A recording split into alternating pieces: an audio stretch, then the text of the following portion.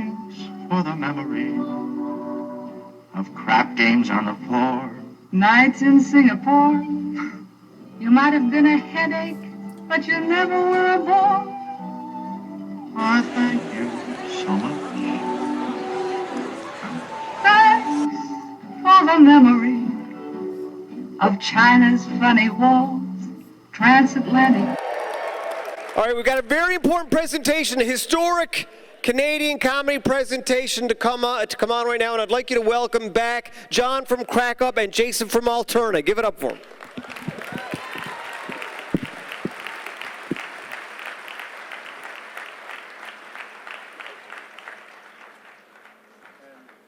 Yes, I'm moving as fast as a Leafs player. Yes.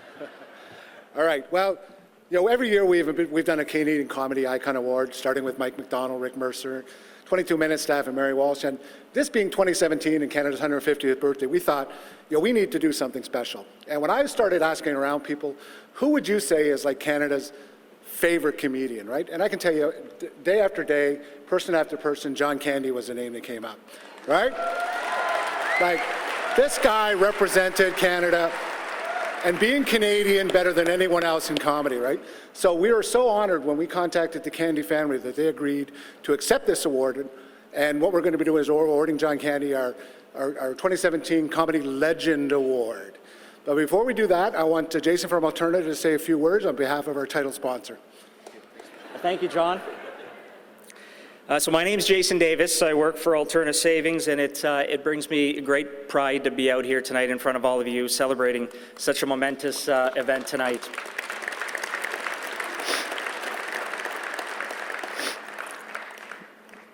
It's an honor to be among you, supporting Crack Up and recognizing the great Canadian comic legend, Mr. John Candy. Alterna is a credit union with deep roots going back over 100 years in the National Capital Region. We truly care about the well-being of our members and giving back to our local communities. With that in mind, sponsoring Crack Up was a perfect fit for us. It represents an opportunity to support a cause that for too long has gone under-supported and recognized as a health crisis in this country. Fighting back against something so dark and difficult with the power of laughter is truly genius and also truly Canadian. From the bottom of my heart, thank you, Crack Up, for partnering with us, and thank you all for coming out tonight. So enjoy the rest of the evening, and let's get on with this presentation. Excellent. Thank you, Jason. So we all know John, and we all remember John, and many of us have special stories with John. I'm not going to tell you mine, but I told it the other day that really John saved my life. And I'm really honored that tonight we're going to run a little video that shows you why we all love John so much. So we're going to step off to the side, and then we're going to bring Jen up to accept the award. So I think, Bill, we're ready to run the video. Do you remember me? 1, 2, 1, 2, 3, 4. Of all the people I work with at Second City, I really credit him with being one of the best, you know. He was universally loved and universally respected, and you can't say that about all artists, you know. I think he loved making kids laugh, you know, and he liked to make everybody laugh. You know, he had a natural presence. He had that kind of thing that lit up a room. John was so unbelievably free. You had no idea where his energy was going to take him next. He was always trying so hard to be everything to his friends, to his family. People would say to me, you know, tell me about John. And the thing about John was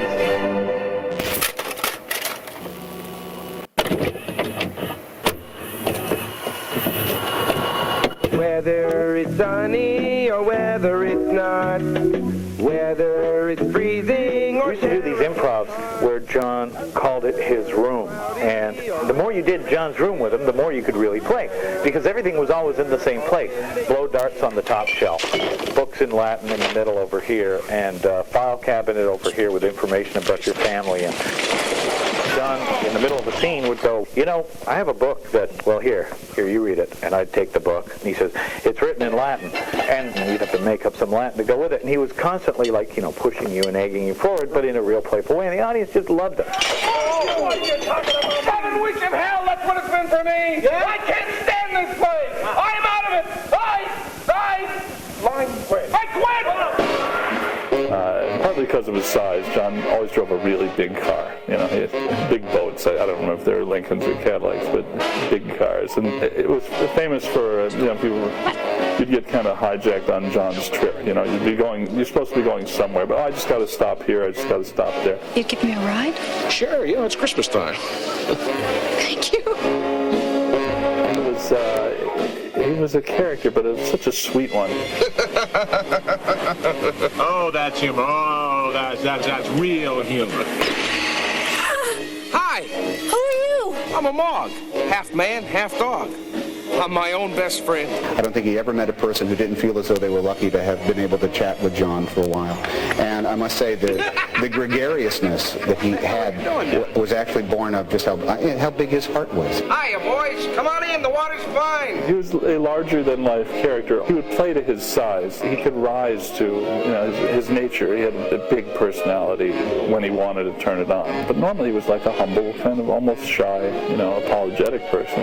Tell me, have you ever gone on vacation and left your child home? No. But I did leave one at a funeral parlor once. I vividly remember the 43 hours we took to drive from Toronto to Los Angeles, and it was like the beginning of our dreams, and that was a journey that I'll never forget. We played old music, we sang and talked and wrote routines and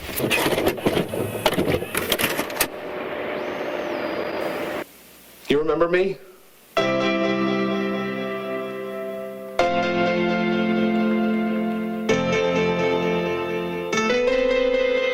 Uncle Buck. The Uncle Buck. Uncle Buck was a perfect Candy script because he put himself into it. When he got in the car, there's a scene where he gets in the car, he's going to take the kids to the racetrack, and he knows it's wrong. He's in the car, and he looks in the rearview mirror, and he sees his kids that he's going to take to the track while he meets his gangster buddies, and they bet, and he can't do it. And I know when he was doing that scene that when he looked in the mirror, he wasn't looking to actors, he was looking to real kids. I mean, that was him, the father. Don't you think he loves you? If he does, he'd never say. But what if he did? Then I would suspect he needed a new set of tires. I don't think you understand the bigger picture. See, Buck's a charming man who wants to remain a boy forever. And at my age, that doesn't make for a lasting relationship. You want to hurt me? Go right ahead if it makes you feel any better. I'm an easy target. Yeah, you're right. I talk too much. I also listen too much. I could be a cold-hearted cynic like you. But I don't like to hurt people's feelings. Well, you think what you want about me. I'm not changing. I like me. My wife likes me. My customers like me. Because I'm the real article.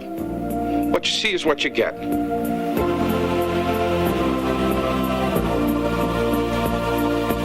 People would say to me, tell me about John. And the thing about John was, what you saw on the screen was basically John. You're lucky in a way. Do you figure to have found this to do, John? You think, oh God, I wouldn't know what I'd be doing if it wasn't this. I don't know. I really don't know. I'm just so fortunate. I really am so fortunate.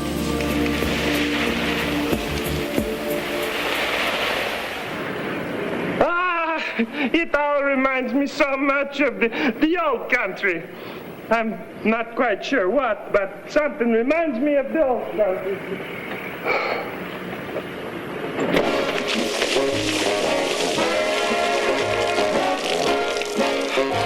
Hey, I suppose that's somebody's idea of a joke, is it? Huh? Call me crazy, but I don't think that's very funny. If this is the comedy of the future, well, I don't know.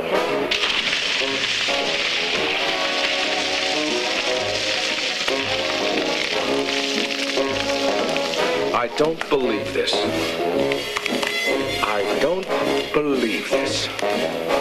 I got slimed. I got slimed on this show.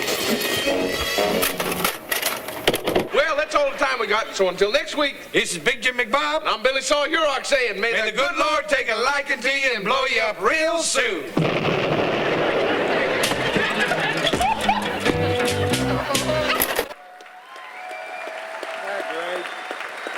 So with It's with great honor and great humility and great love that we present this award. Maybe Jason can lift it up for me. I can't quite hold it.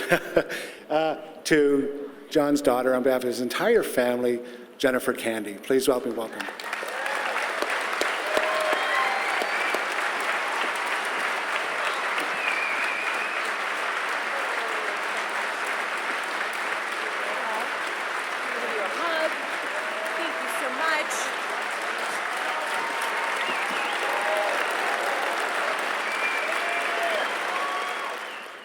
And I'm going to do this because it makes me feel more at home. Thank you. I'll be short and quick, but I just want to say thank you so very much. My family is honored and humbled by this amazing award, and our dad was awesome. And and it's because of you guys.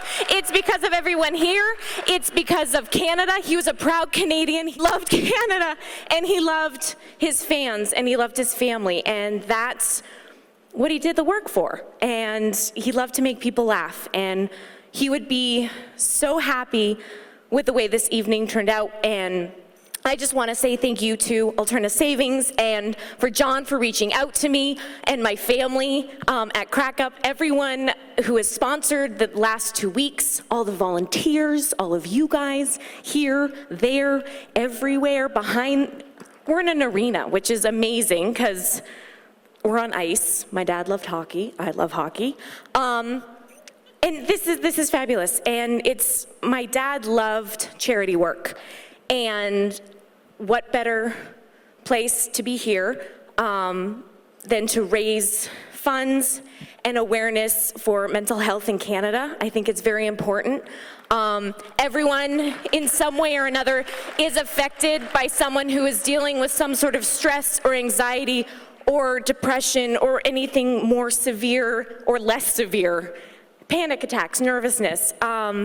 It hits home to a lot of people, and it's important to talk about, not to be afraid of, and to continue to talk about it and strike up a conversation. Talk with someone. Don't be afraid to talk with someone, right? It's very, very, very important. So I just want to say thank you, thank you, thank you.